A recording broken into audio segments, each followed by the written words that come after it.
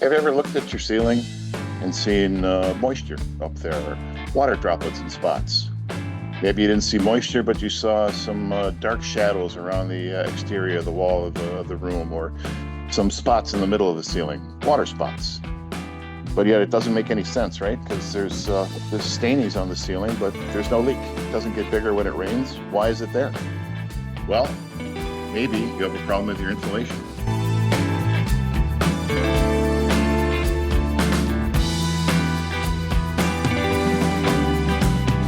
When we turn the heat on in the fall, we close the doors, we close the windows, and we button things up because we want to keep the cold on the outside and the warm on the inside. The insulation on the floor of our attic wants to do the exact same thing. It wants to keep the cold in the attic and the warm in the house. So what happens when that warm, moist air, and it's moist because it picks up moisture every time we shower, bathe, cook, clean, do laundry, wash dishes. That warm, moist air makes itself up to the ceiling, and it comes in contact with a weak point in our insulation.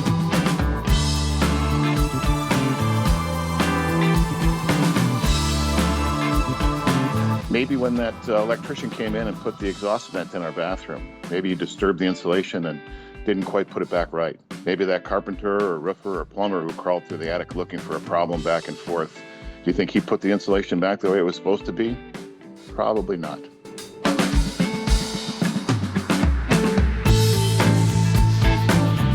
So we have these weak points, we have these low points up in the attic. What does that mean? Well, when we have a nice big fluffy pile of insulation and we grab the top few inches of it, we'll notice that it's cold.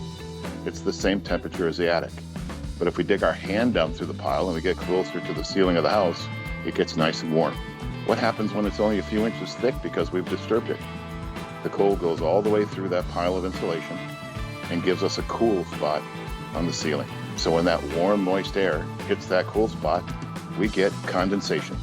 Just like a glass of lemonade on a warm summer day. You end up with watermarks, stains, and maybe even a little bit of mildew.